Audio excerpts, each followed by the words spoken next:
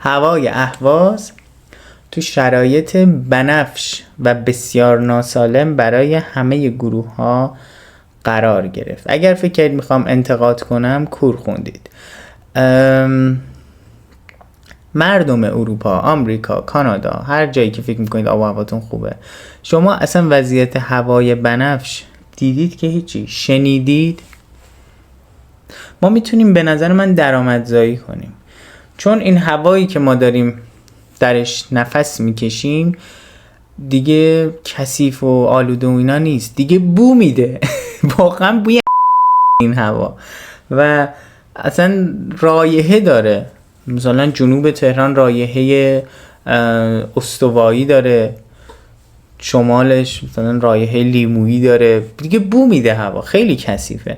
یعنی اینجوری که اگه یه توف بندازی گوشه لپت و بری توی خیابون یه رو بعد برگردی گل شده اون توف تو دهنت، خیلی کثیفه. حالا روی صحبتم با مردم اروپا و آمریکاست. دوستان عزیزم، اگر میخواید تست کنید این هوا رو، ما میتونیم یک جاذبه گردشگری راه بندازیم. بیا ببین چی هستم، ببین چجوریه، حسش چیه، چه حسی به دست میده.